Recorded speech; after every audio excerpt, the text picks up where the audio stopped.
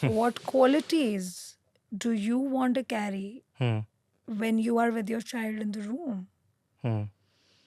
We do not ask that question of us often. Yes. In any role that we are, if I am an employer, what qualities do I want to stand for? True. We always expect the other side to have all those values.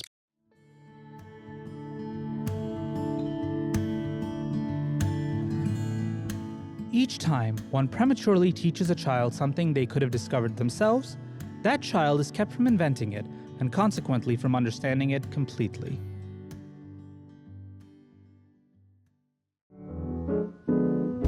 Look for the silver lining whenever a cloud appears in the blue. My work is dedicated to assisting schools in building systematic changes to facilitate the best student outcomes.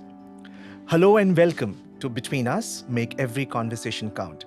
This is a very special episode coming from our Delhi series.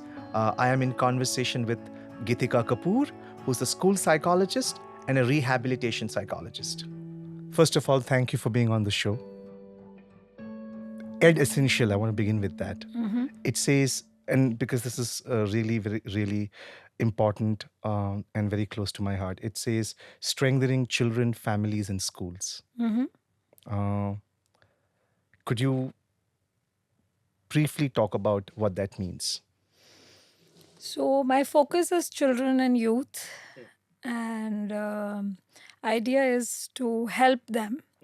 For the longest time, we've not taken children so seriously. Okay.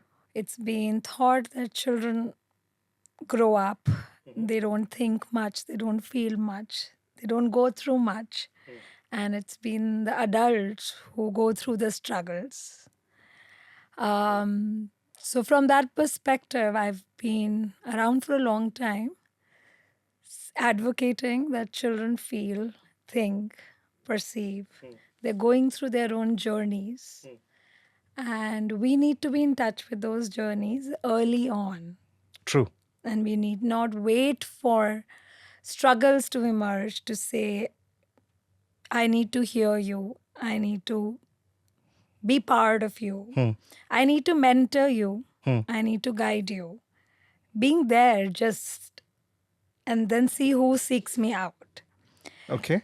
So, in working with children, I am trained to look at systems, not children by themselves, but the systems of families, the system of schools, where they are. So when you said that assisting schools in building systematic changes for the Yeah. best outcome, so are we talking about the process of how each of these stakeholders communicate or connect with each other? So, some basic level of awareness first that a teacher who's interacting with students, are they getting bracketed of, a homogeneity of the curriculum that they're ready for, say, third grade curriculum?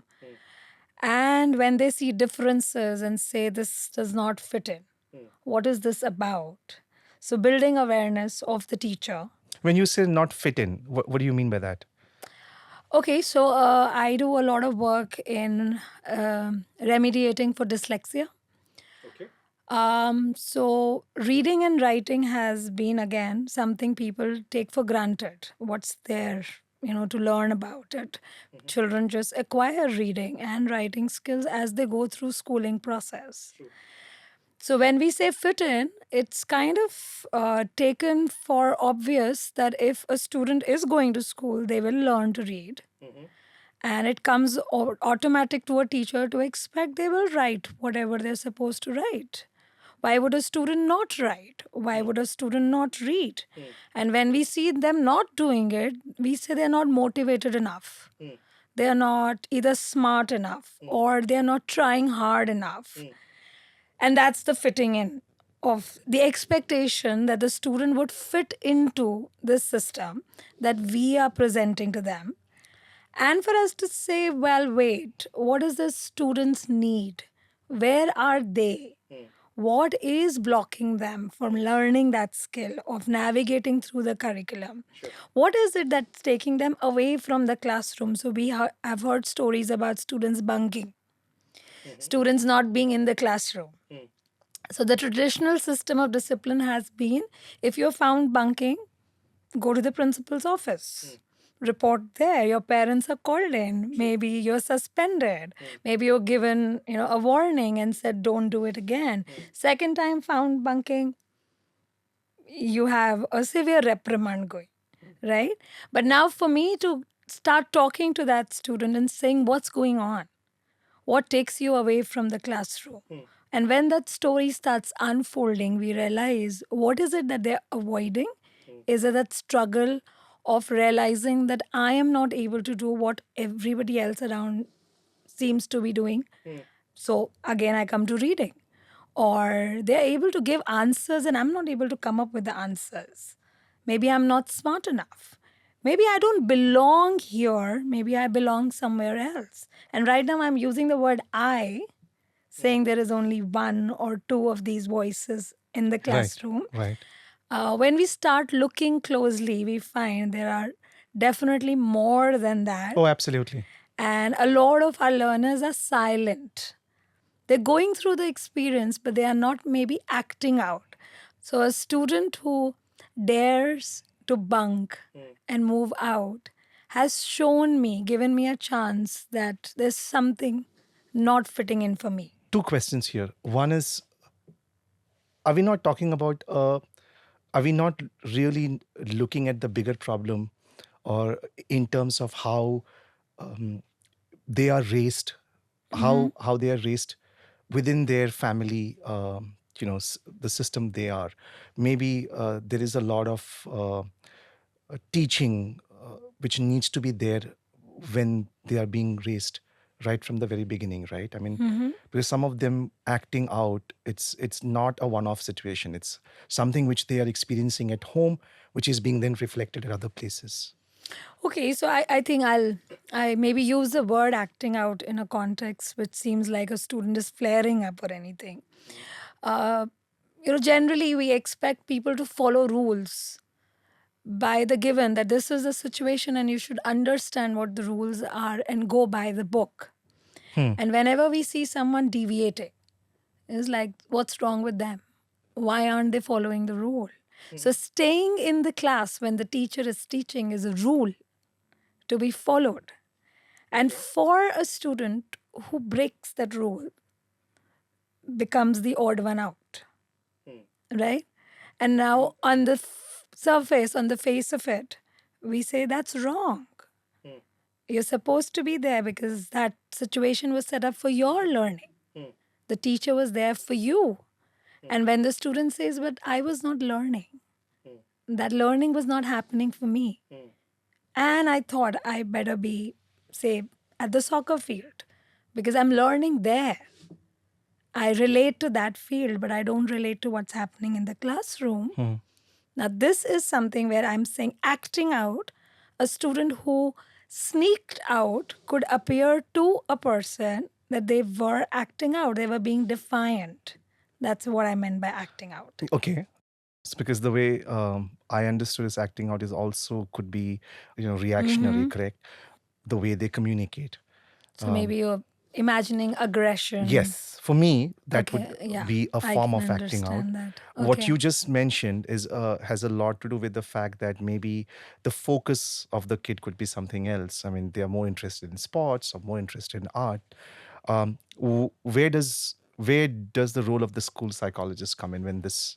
Because I feel personally, I feel that you probably need to have a school psychologist in every school. I mean, I think it's something which probably should be there right from the very beginning. And I think one of our earlier discussions, I did mention about it because I think the way people look at the term psychology and psychologist, I mean, we probably need to go back there and check out, because the moment you hear that word, it seems like there is inherently something wrong, something is absolutely wrong. And so therefore you need a psychologist, or you need, I mean, correct me if I'm wrong. I mean, isn't this the perception? So, one, I think, part of human history where somewhere down the line we become so focused on action oriented life, fast paced life, outcome oriented life, where somebody who was not on the go seemed faulty. Something was wrong with them. And it was again taken for granted that you have to be up and going. Why would you be sitting around? Why would you be not responding to life at a Right. quick pace? Right. But again, I think there's a contrast between East and West in that ideology as well, that we've acquired certain kind of speed from the West that we've not equated with the East so far. What do you mean by speed? The fast pace, the Ha. competition, the outgoing, About good grades. about good, being- just achieving high, doing our best, standing out, capturing the spot, having the I spotlight. like that, capturing the spot. Yeah.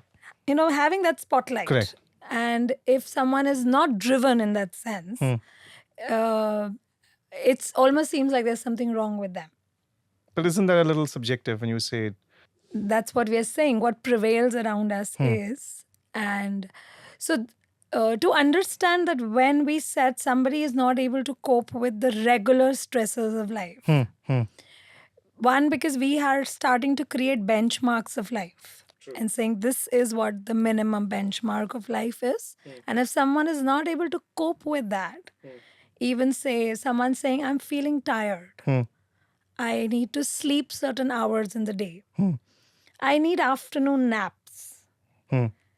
It's almost, there was a time, now thankfully people are much more sensitive and aware and saying it's okay Yeah. to need. But again, for the longest time, it was thought that the benchmarks that have been set by the society were a given, and someone who was not able to reach there, they're weak.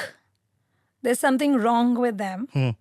And first, for that person to acknowledge it, that I'm not able to cope, was a sign of weakness. Okay. And when they did not acknowledge, but they started falling apart, they were stigmatized. Right. And when people started stigmatizing, and then psychology or mental health professionals were those people who were hand holding the stigmatized people, and that's how the field became stigmatized. If you were to look at the 2 different or 3 different roles you would play, let's begin with the school psychologist here. So where does the role begin? I mean, when do you step in? Yeah. So, one, when the way schools are structured worldwide, we see children as groups. So, we would say a 4th grade, students in the 4th grade, students in the 7th grade, high school. That's how we think of children. Okay. Yeah. Okay. So, creating the voice, highlighting the individual student's voice, individual student's journey is the first point where a school psychologist would come in. Okay. Our journey usually starts with a referral. School systems that are working on prevention, we've been setting up systems of screening out students who could be suffering, who could be lagging behind, who could be falling behind, but we are not able to reach out. But there must be some trigger points from where you would be able to realize or screen, right? Do you? So, for example, if we are talking about developmental milestones, and if I have to start, say, at a nursery, kindergarten, preschool level, right? And for me to say who are the students, say, who are giving me age appropriate language development. Who are the students who are giving me age appropriate emotional readiness? So, example, separation from the parent. When the child enters preschool, that's the first time they actually separate physically from their parent. True. For a student to carry the parent in their head, having a secure base that I'll be okay. Yeah. Mom, dad, aunt, granny will come back. They are fine. This teacher or teachers in the school are my new parent figures. This is so fascinating because I believe some schools even allow parents to probably stay back for a few hours. I mean, that Yes. initial process. Yes, some Yeah. schools have those systems where parents just don't drop kids and go away. The first few weeks, parents are allowed to stay in. And that's also, saying the individual differences of students. To be able to see, a sensitive school would be able to see that who are the children who are struggling to separate from the parent. A school who's not sensitive would just have one benchmark and say, leave your children and go. Okay. All students are not ready for that. And then, as a school psychologist, I am that voice in the system that let's look for individual differences. Let's not say that one size is going to fit Fit all, all. Yeah. right? Sure. Making system aware of these nuanced differences in the profiles of children and saying this could need some time. Let's create some systems. So, say I'm talking about separation anxiety. Right. Post COVID, last whole year, we've seen so many struggles of students who, across the age group, I'm not just talking about young students, students in middle school, students in high school, students in college, who've struggled to assimilate back into the high action social life of the school and academic environment when they were 2 years behind the screens in isolation of their homes. So, transitioning back to so much social interaction has not been easy for everybody. But this is the post-COVID scenario. I believe that even before that, these challenges existed. True. Yes, but also I think after COVID, fortunately, unfortunately, so many in number have gone through the struggle that it's no more easy to ignore. Totally. Earlier, and again, being a silent sufferer has been story for a lot of families. When we interact with families, when I work with families outside of school systems, As a school psychologist. as a school psychologist. Okay. So I have my private practice, and that's where Ed Essential comes into being. And I consult with schools where I go into schools and try set up systems for them. So when I work outside of school in clinical practice, that's where I'm working with individual families. Sure. Right? I'm working with probably a parent, a set of parent and a child. I may be working with extended family where grandparents are also coming in with the parents and we are working. But that's one unit. A lot of time that one unit feels helpless and lost in finding space for their child in the larger system. Where they are probably saying that we need more support for the student to succeed. We need more hand holding. We do not know what's going on. In fact, when a school refers a child out to a psychologist out of the school and say, go get your child assessed, it's such a shock for some parents that why my child was singled out. What's wrong with my child? And a lot of times parents resist. And that's been a common concern when I consult with schools, that parents do not accept when we point out that your child may need some extra help. But I feel that there is a bigger conversation which needs to be had, right from parents, children, schools. But I think the community at large needs to be responsible. I think parents resisting, I personally feel that has less to do with their concern about the child and more to do with how would the community react if I were to say that my child needs help. Yeah. I mean, do you come across that situations? Okay, so I think when we look at individual differences among individuals across age, we realize that we are very different people from each other. A lot of us struggling at our own levels in our own realms do not get exposed. As we become older, we become very smart at hiding our struggles and showcasing only what we are good at, what we are proud of.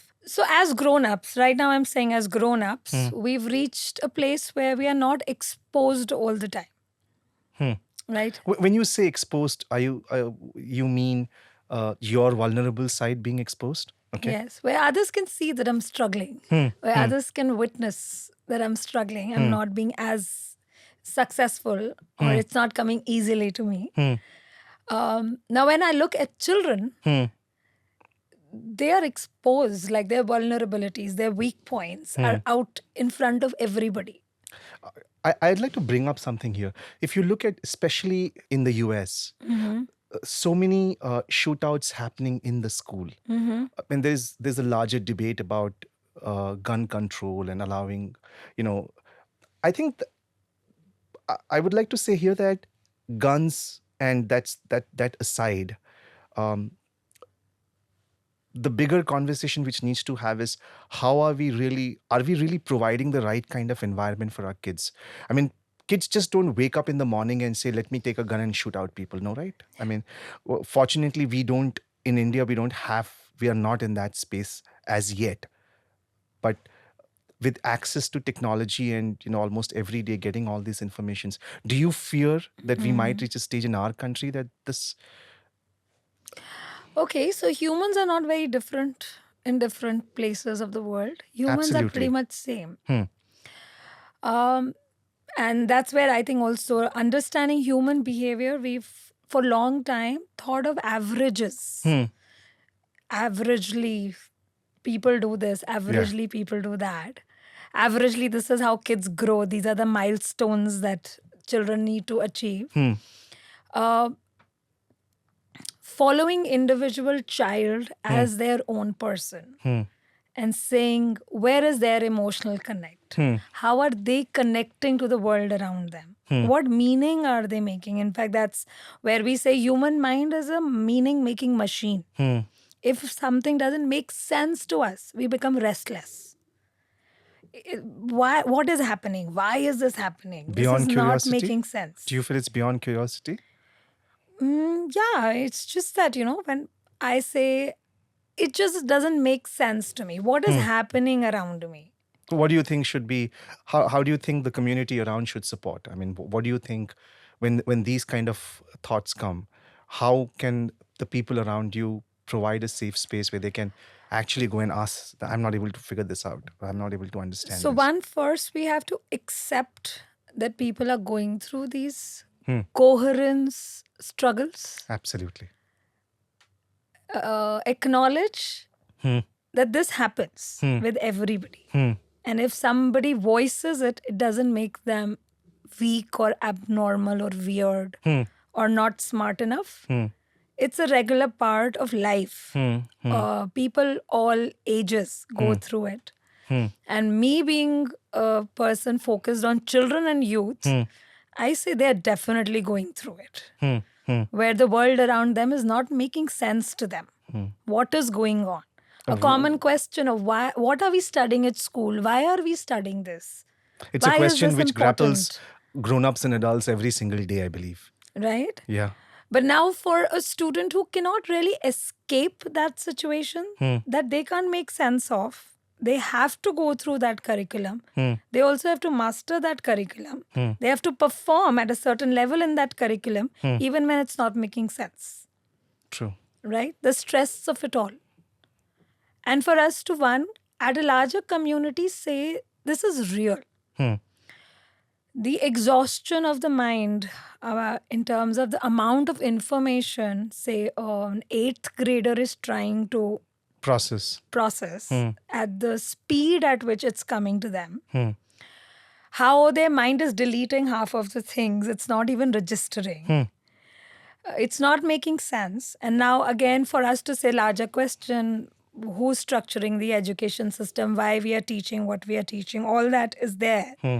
But for us to say till the time system figures it out, what they want to teach, how much they want to teach, at least acknowledge that children are struggling. I think acknowledging, I would say, is just one part of it, but the struggle still continues, right? I mean, you might say, let's acknowledge it, and until the system brings about changes. But the fact of the matter is, the struggles is there. in some form Oh, or shape, yes. isn't it? So for me, acknowledgement is the first step Step. that we start doing something about it. Hmm. Till the time we even say that this exists. True. Because largely what happens within the larger community, when you're saying the larger community, extended family, friend circles, school systems, parents also, in saying, what is your problem? What is so difficult for you? Life is so comfortable for you. You have all the luxuries provided to you. Yeah. You have all the comforts. When we were your age, we had to struggle so much. What are you complaining about? That's where the disconnect Oh, happens. big time. Because, I think this is, you get to see this all the time around you, right? I've seen, and this is very personal to me because I've seen um, a niece of mine, a very distant family, um, and she really had a struggle with who she is as a person, and, um, multiple thoughts coming in. Um, and for her, the form of expression was journaling, putting it out. Hmm. One of the family members read it, and then they went berserk. It became even difficult. Somehow, it reached out to me, and we had this. This happened between 2020 and 21. We had a long video call. We spoke about it, and I reached out for some help.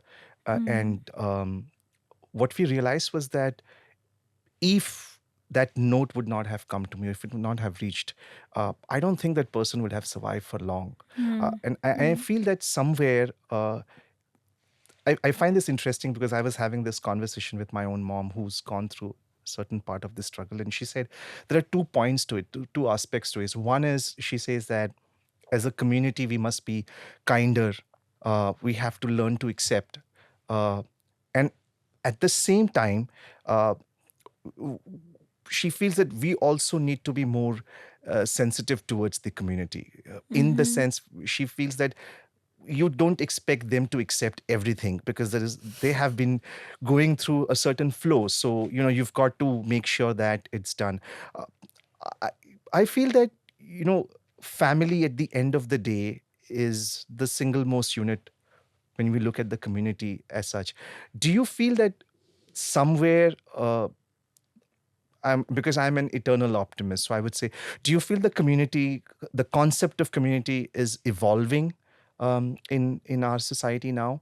Now I see that happening at some places, in the sense where people are reaching out and trying to probably, because I probably almost every second family has some of these challenges coming out. And that's probably happening because people are somehow, in some way, I feel access to more information uh, also enables people to understand that there are bigger problems. Do you feel, I mean, It's interesting when you say it like this, how I conceptualized in my head that we've been, as a culture, community oriented for the longest time. The way our extended family or joint family systems were, say, very strongly there 2 decades back, or where forces, kind of emotional needs, used to balance each other out. sure, We sure. were so many in the house, somebody was able to find fit with some person, family member in the house. The most vulnerable were taken care of by engaging with some family member in the house. People were kind of, though we did not have the vocabulary of disorders or deficiencies or mental health explicitly, but we used to say, let them be. Yes. Don't disturb that. It's okay. That kind of acceptance, where everybody got some fit in the family Yeah. and people were silently accepted for what they were good at. People were not struggled for how much are you earning, how much are you doing, what are you not doing. People were not explicitly asked those questions. And it was moving in synchrony. The change for our society per se, if I have to say, the South Asian culture, South Asian society, uh, movement across for occupational reasons, where families started shrinking more and more into nuclear set, where only one set of parent was available for the child or the children in the house, where the parent is actively juggling so many roles in a day that they are exhausted, that they cannot keep up with the emotional needs of the child. And there is no extended family available around to compensate for that energy. It's interesting you say this, Gitika. I was reading an interesting research as preparing for while preparing for our discussion, and one of the surveys says that in the towards the advent of having a better life, they forgot the most important role, which is of raising the family and bringing up the child, especially in nuclear families. And all said and done, taking care of the child and nurturing a child is a difficult job. It is exhausting to be available emotionally. For any parent, they have to simultaneously respond to what's going on inside them and what's going on inside the child. If they have more than one child in the house, then that multiplies in that circle, right? And when we used to say it takes a village, it actually takes a village. Yeah. And And- we somehow were that village. Yeah, We lost it somewhere down the line. We need to rediscover that sense of connectedness. I think yes, but I also feel that you can't probably. So the nuclear family system is here to stay in the Yeah. sense that people are there, and that's where I feel that as a community, your neighbors or people around you, I think that's the only way this can. Because I personally feel that as a psychologist or therapist and all of those, they all will be there, but when all of this is done, when you go back, I mean, because at the end of the day, let's also understand the fact that even the parents are humans, when they go through it, Yes. and help coming in from, your neighbors, society at large, that helps a lot, right? Because that's what I was able to decipher when you said children, family, and school. How do you strengthen them? Yeah. Yeah. Bringing them together. So at core, I'm just trying to build that partnership in saying, and I say that from the start, that I am just a passerby in their life, You're more than a passerby. right? No, but I'm not that permanent person as the parent is, or even as the school principal is. Because it amazes me how school principals remember children Oh, absolutely. across the board. Yeah. And they mention, they know the families, they know other siblings in the system, they know the histories of the child, in that sense. So those Absolutely. are the permanent Yeah. figures in a child's life. And for us to say, let's build this partnership stronger, where there's trust, Right. where we are looking up to each other, where we are able to seek each other for guidance. And what you said is valuable. When I look around and say, where can my child be today evening, which can give them a sense of community. And now that we have, people are living in societies, housing groups. True. And those are creating the sense of community where, Absolutely, when I think, children yeah. are playing, there are some people sitting around, the elders watching children playing. Parents are elsewhere. And it's like everybody's children shared Yeah. responsibility with each other, right? Also, I think we need to do more in terms of giving voice to the children and listening to children's stories in their own versions.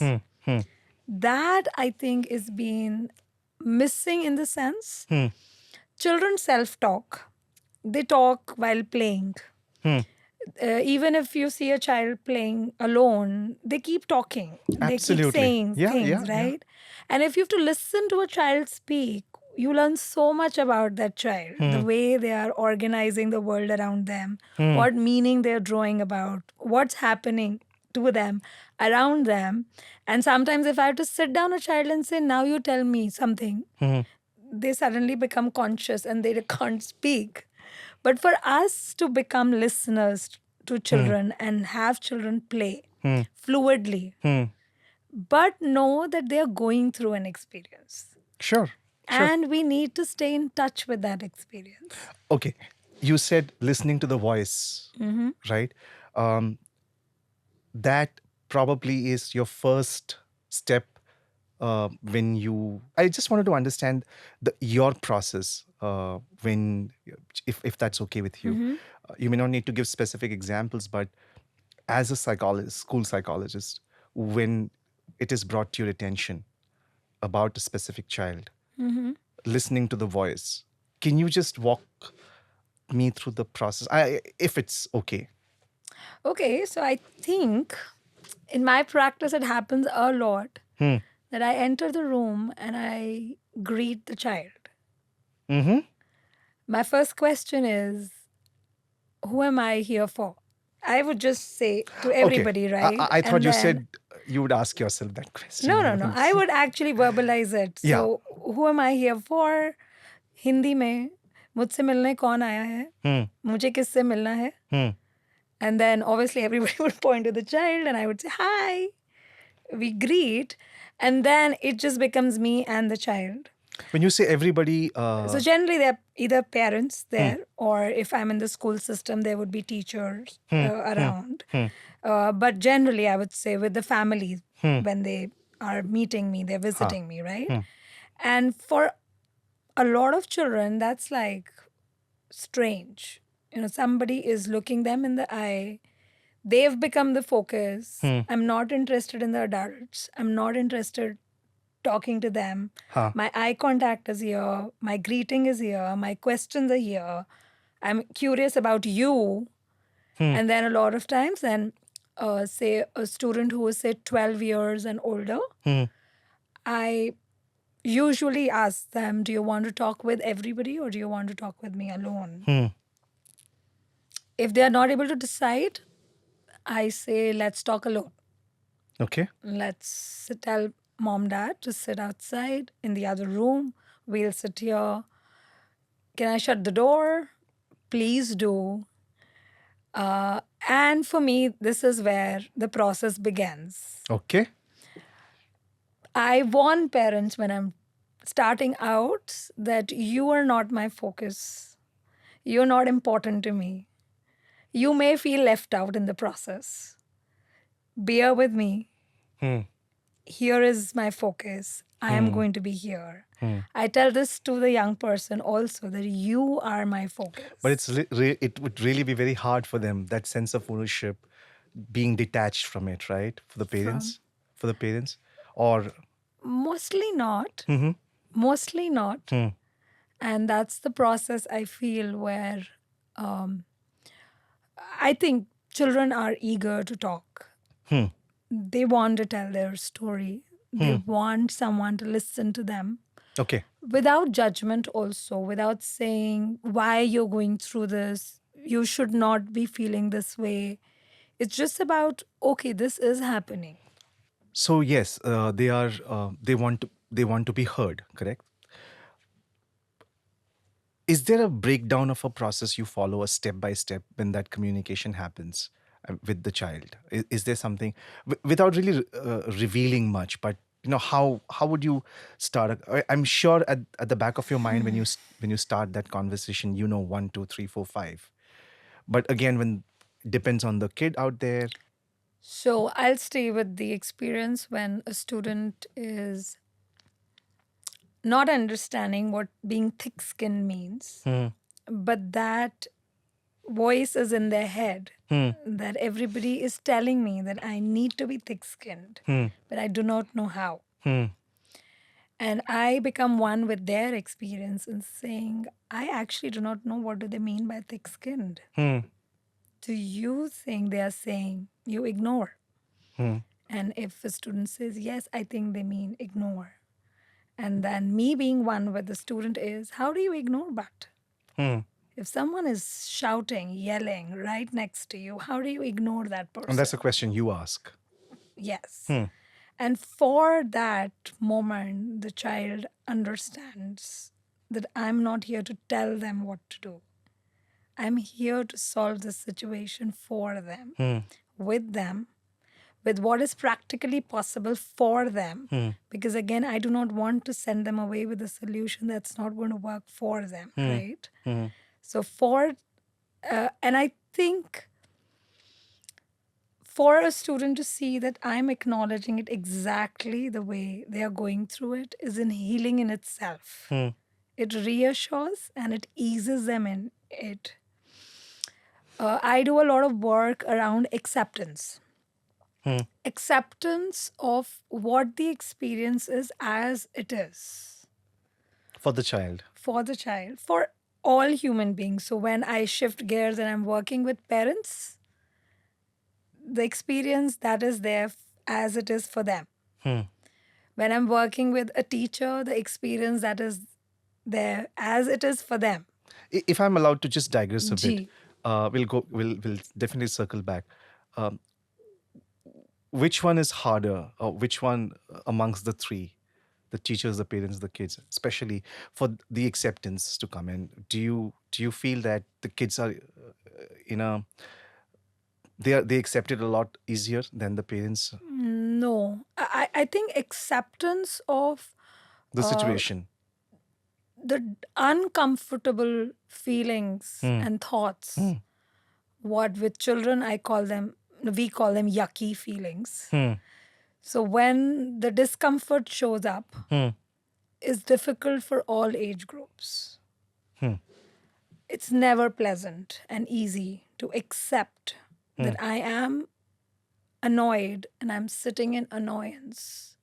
And in this position, I'm not in a place to do anything about this annoyance. I have to let this annoyance stay.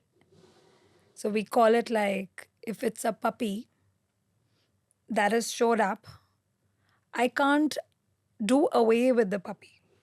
I can't push this puppy out of the room and say, I don't want you. I have to create seat, give them seat next to me and say, you sit. I'll probably hold that puppy in my lap and say, you sit as long as you need to. Because I know that that feeling is going to pass in its own time. But more I struggle with it, it sticks around longer. True. So acceptance in that piece for our internal events, which are, so when I say internal events, I'm talking about thoughts, feelings, memories, images, bodily sensations, whatever shows up inside us. We have to create room and say, this is showing up. We are not creating them, they're showing up on their own. Learning how to be with them is the acceptance part. That's so fascinating. And your question was which age group finds it easy? I say nobody. Acceptance and creating willingness for uncomfortable internal events is difficult across the board for all human beings. And it is in a way counterintuitive if you have to look at that process. Because how naturally, instinctively, humans being part of the animal kingdom would react and try to get rid of the discomfort or to move towards something which is more comforting. That's the instinctive behavior, right? Okay. For us to say, let's realize what can you do in this moment. And when you come to a realization, I really cannot do anything to get rid of it. I need to create room for it and yet find a purposeful thing for myself, which would go parallel, side by side. So I may be uncomfortable right now, but I have a report to write. What you were saying earlier, remember? I may have fever and I choose to still write my report. I may take a medicine, I may not take a medicine, but I choose to do something else with my time. Or I choose to lay and rest in the bed. are my conscious actions that I'm committing to? True. Creating awareness and consciousness about what am I committing to? Hmm. What is my journey all about? What am I moving towards? What are the qualities I bring to the room when I come to the room? Is that thought um, the next step of acceptance, or is it also a part of acceptance itself? What am I committed to? So once you realize that you are in a certain, and then what am I committing to? So is that a part of the acceptance process, or is it? So, acceptance is what is here and now. What am I all about? Yes. What is my situation is all about? What is showing up for me? Yes. And just letting it be and not True. fighting it. So, True. part of acceptance is also willingness, creating willingness for what is showing up. Okay. At the same time, saying, what is my journey all about? Because that's where a lot of helplessness shows up in a situation, in saying, what is my agency in all this? Whatever is showing up. And then for us to realize what is my locus of control? What can I act on? Where can I make a difference? What can I move towards? What action can I do today, right now? So, if you were to take this entire process with the kid, as we were on that, is this a continuous process? I mean, I know it's very difficult to define how many sessions, but it's probably a continuous process for you, right? Because when do the involvement of parents or the teachers come in during this process? Because at some point in time, they need to show up, as you said, Yes. in your words, that you are a passerby, or you are probably helping them see a bird's eye view. In the sense, okay, this is what it is. My job is to show you where it is, and I can provide you the help, but all of you need to commit to make this happen. So all journeys are very different. Sometimes we very quickly progress through it in saying that the student came in with a prerequisite readiness. Okay, can you give an example? So, one, I would say students who have verbally advanced skills, who are able to understand language quickly. Otherwise, what we just spoke about can become very abstract in saying, what do you mean by that? Also, when we pick up some examples from their lives and say, a student who finds a teacher being rude and is refusing to go to school because she feels that the teacher is disrespectful. The teacher should not be talking to me like that. Or I have my peers who make fun of me and I do not like it. For that student to understand and acknowledge that I go through embarrassment, I go through anger, I go through disappointment in my relationships. Now, for me to recall, when I go to school, what do I go to school for? Okay. What is my journey in relation to the school? What do I want to achieve for myself at the school? But it does not end with the school itself, right? No, I'm taking the okay. So my example is in that context right Sure, now. sure. When you said that, Sure. I got it. where for this student, where the stuckness is showing Right, up, right.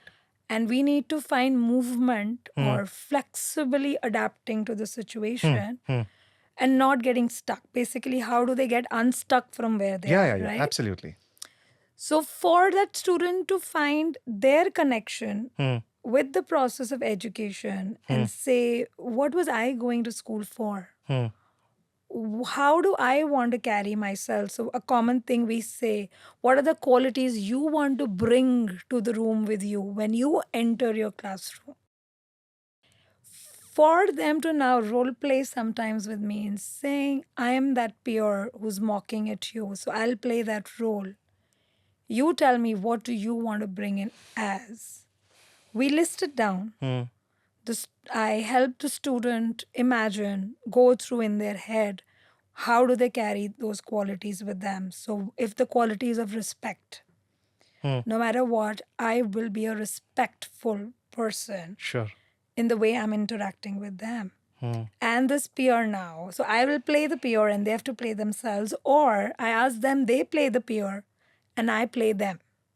And this is so, in many ways, so self-empowering, Kritika, right? In the whole this whole process of getting them to, at some point, start to believe that they can get through with this, right? Yes, yes.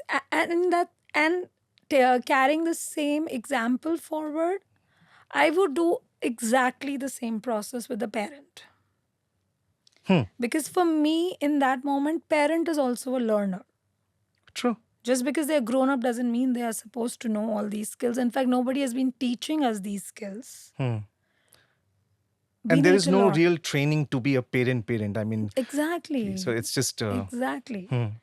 And when a child struggles, a parent struggles more absolutely, because absolutely. they feel responsible, they feel helpless. And in their role, everybody tells them that they should know better. And parents also think they should know better. Sure. Whereas there's nothing to be known here because nobody's telling you. You're discovering on the go. So I would do a similar kind of a role play or a discovery, or what are the difficult things coming up that we need to create acceptance around. When this happens with parents, and you also, and the reason why I'm really harping on this is because primarily Ed Essential is about children, parents, and schools. The conversation you have with parents, and I'm sure there is a lot of, they need to be as vulnerable as possible to be able to share their deepest and darkest fear, right? In terms of, sometimes there could also be conversations around, am I a bad parent, or am I really not doing the right thing? How do you see yourself fitting into this, uh, in the sense that, do you feel you're able to provide all the answers? So I think it would be incorrect to say that I have the answers. I am facilitating them reaching their own answers.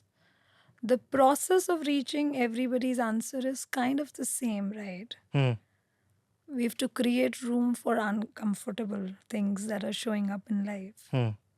Know where one's control is, what one can act towards, and also knowing what are the values that one wants to align with. And I would say, determining values that one wants to align with is most difficult in the work.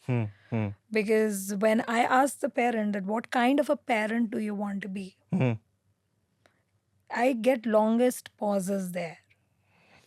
What qualities do you want to carry when you are with your child in the room? We do not ask that question of us often. Yes. In any role that we are, if I am an employer, what qualities do I want to stand for? True. We always expect the other side to have all those values, but not As us. the citizen Right. of my country, what values do I want to carry with myself? There you go. Yeah. How do I want to be? What is my side that I want to bring to the room? And now the journey becomes about, let's see how will you practice this now? Because that's the learning part.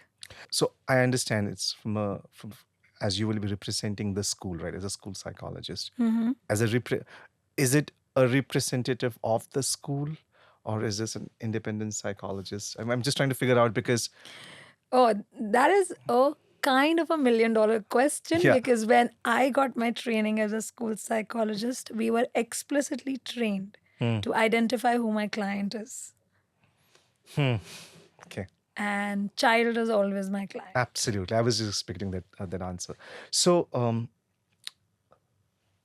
children, parents, the school part of it, right? Your role and how the interactions you have with the school. And this is, again, I think this whole conversation is very close to me, but I listed down a few points. I mean, these are obvious things which have probably come out more.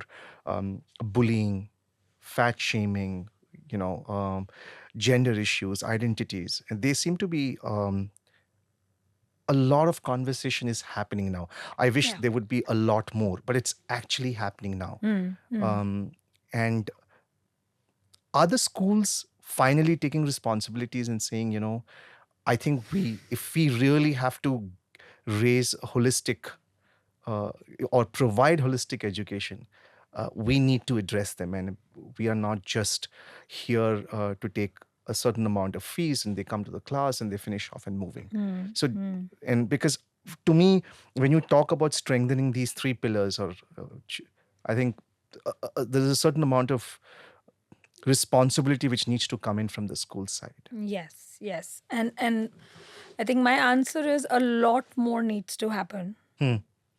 As much work right now is happening is not enough. Hmm. Schools are busy places. Teachers are overloaded with work. Hmm. In fact, when I see a lot of teachers operating in the system, they are so exhausted just going through the academic teaching and the responsibilities that they are doing, that the person of the teacher is not seen in the system so much. And when the teacher does not feel at ease, at peace, it is almost a given for me that she cannot offer that to a student. So it needs to be more of a top down kind of an approach where we start with the school management teams, administrators, teachers, where they are also felt that they have a voice in the system, that Sure. they are contributing in a meaningful, from a position of agency, that it's their journey, it's True. meaningful for them True. why they are here. Right. We've been bogged down all these years with teaching the syllabus. We've had debates around what are schools for and what are tuition classes for, what are coaching centers for.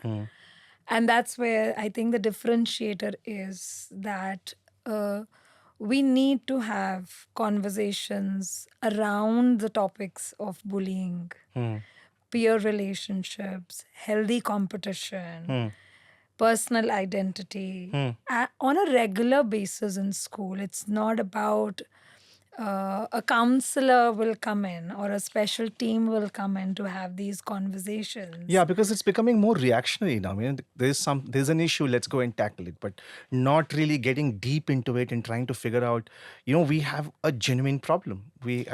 And that's where also see if we are grooming schools as a community in themselves. Absolutely. Because it is literally a village. Oh yeah.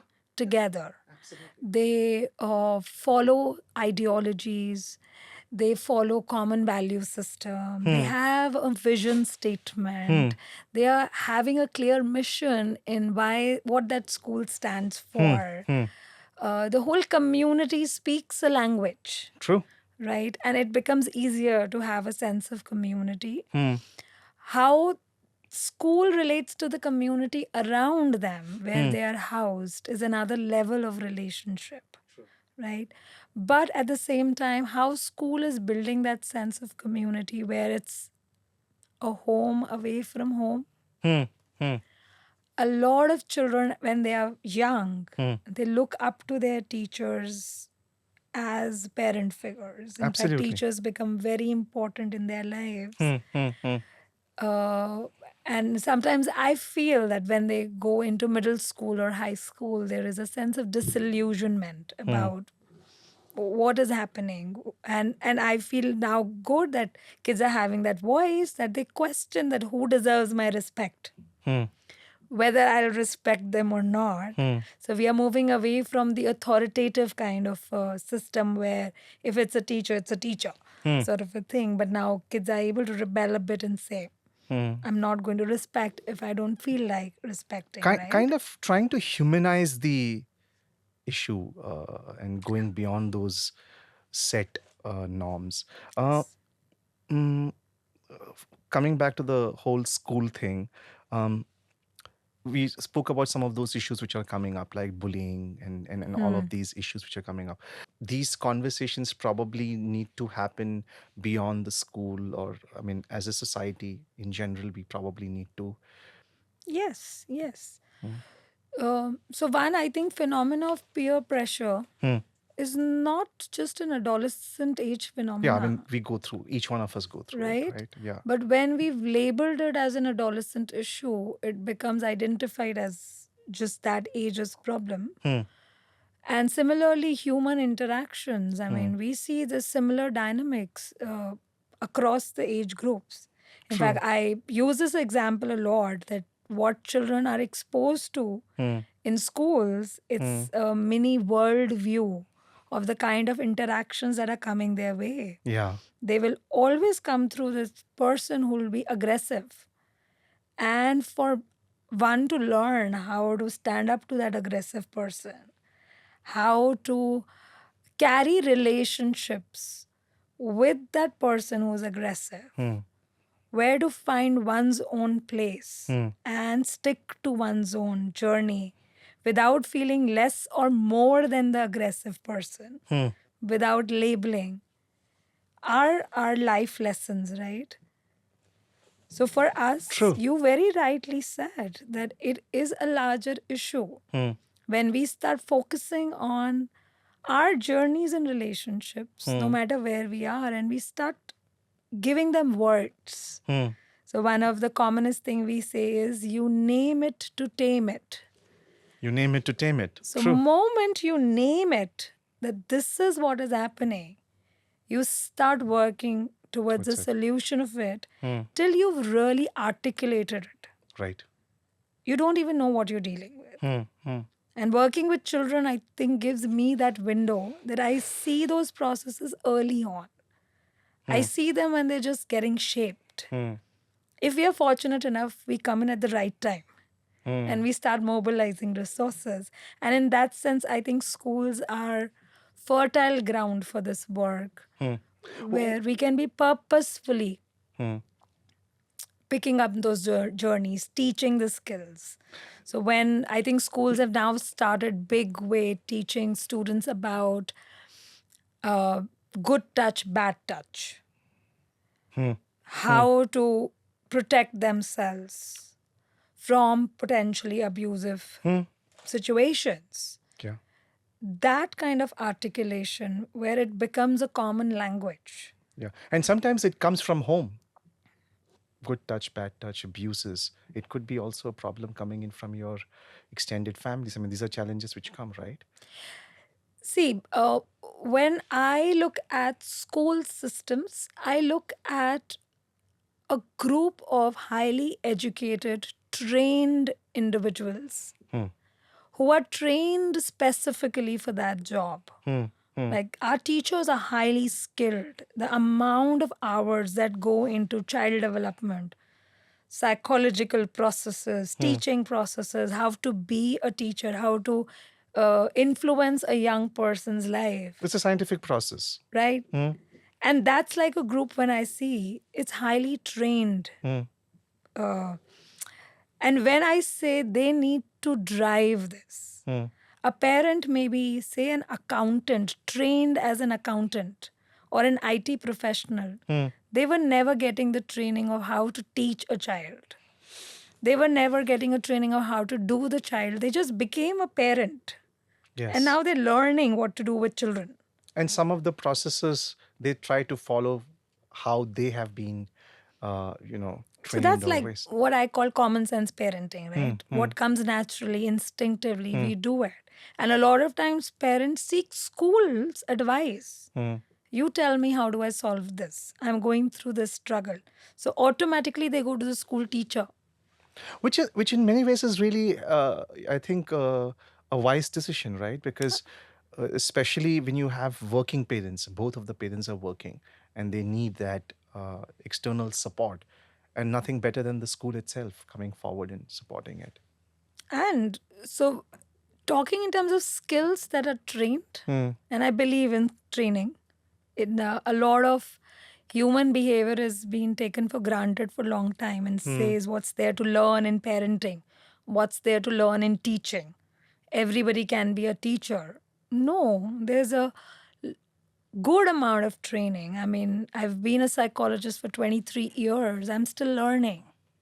We all are learning. We actually go to school and we attend summer institutes Sure. every year, grilling ourselves, sitting for board exams, still sitting for certifications and learning what's coming into technology for us. So for us to say these are not skills to be learned, I would say no. There's a lot of learning that needs to be explicitly made available. Making this training available to schools, I see this is a highly ready population of people who've already done their training. They have a cutting edge knowledge of how to sharpen these skills. And when schools drive this. How important is the role of technology? Okay, so technology is part of our life now. We are not going back. We are moving towards AI, and now we are saying how will we cope with AI and how will we tame AI and how will we protect ourselves from AI, right? So I think at this age we are saying how do we coexist healthily with technology, Coexist healthily with technology. and Okay. also how do we use it for our benefit? Because in fact innovations are happening because of that prime Sure. reason, to help human beings. That's why we are innovating. Right. And for us to say technology is helpful if we I use always it. say this, that technology is not the solution, but it's the catalyst to help you find a solution, right? Before we get into a couple of other interesting points, I wanted to ask you about habits, because I think they play a very important role. Your thoughts on how we can work on our habits to, because I feel that's an important aspect of your day-to-day life, which can help you transform. If you're working on something, habits definitely play an important role. Right. So one, let's understand things that humans do instinctively without thinking what they're doing. Right? And humans, like all animals, are programmed to respond to things that are aversive to them, that they need to get away, whatever is painful. They need to remove themselves from that situation. Whatever is giving them comfort, they move towards it without thinking. Now, when we start looking at habits consciously, we first need to train ourselves. How do we become the observer of what I am doing, what I am responding to, how I'm responding to something? In a way, in my language, I'll call it functional analysis, which means when I do this, what do I get out of it? What is the result that I'm getting? Next question is this what I want to get? Is this what I want to Is this get? what I want to move towards? Is this what is meaningful for me and fulfilling for me? When I'm working with younger children, younger people, I say, does this bring satisfaction to me? Do I feel proud of this? It's generally a trigger when I use the word pride, and it gets like, no, I don't feel proud when I do this. So that's getting in touch with their values. This is what you value. Until we discover what one values, one cannot start moving towards changing habits or building habits. Do you feel pride in doing a certain thing? Is that what you just said? So it's a language that I'm twisting right now. When I say to a younger person, what do you want to move towards? Sometimes it becomes abstract for them. They don't understand what do I mean by that. If I talk to the younger person and say, is it meaningful for you? It may not make sense to them. But when I say, do you feel proud when you do it? Do you feel proud of yourself when you did that? Do you feel, is that a way to say, do you feel joyful about it? Do you feel happy about it? Okay, so Or do you feel good about it? do you feel good about yourself, the way you are? Do you want to continue being this? Because if we are doing something repeatedly, we are becoming that. Yes. Right? And that's where habits come into Correct. play. And this is also about becoming conscious and aware of what I'm doing, what I'm responding to, the way I'm responding to it, and do I want to continue doing it? Right? Because when you build good habits, you need consistency. For me, it was a process where I've reached now that waking up early in the morning, first day, second day, third day, fourth day, the fifth day, I went back, and it took me some more time to realize that it's about the consistency, which helps you build your habits. Also, what builds the consistency is realizing what am I getting out of it? Yes. What do I want to get? Yes. Because for a lot of journeys, it starts with, I want this in my life. Now I start saying, what do I need to change in my life to get that? To be able to reach my destination. Yes. Right? Yes. That's the crux of habit formation. Till we get in touch with what I'm moving towards, I do not know why this is important, because if I look at a lot of parent-child interactions, parents want their children to get up early, but for the child, they don't know why get up early. Parent wants them to get ready at a certain speed, but the child says, I'm getting ready. What is your problem? Why is that speed important? So till the child, in fact, eating food, a big struggle between parents and children. For a child to say, I'm not feeling hungry, why should I eat? And for a parent to say, eat your food. The value of food, till they really discover that this is the way I respond to my hunger, they need to first know I feel hungry. Parents overfeed children a lot of times. Children don't even discover the feeling of hunger. So this is where, whenever we talk of What habits, is the value you derive out of this? Yes. And I think habits form an important aspect in your Yes. in this whole process of, even when you're having these counseling sessions, one of the key ingredients could be to probably build meaningful habits into for them to. And this is interesting as you say it, because I would actually not make that as a goal explicitly. Sure. I'm saying it's a part of the. It's about actually discovering the things they value, what they're moving towards, because that's where motivation is. Right. And if I capture that with them and I become that reminder that remember we are moving towards this, and that's where journaling, writing becomes important. Yes. Because when mind gets messed up with all the discomfort that's showing up, mind has this stupid habit of forgetting what I was moving towards. So sometimes I need visual prompts. This is what I wrote 2 months back.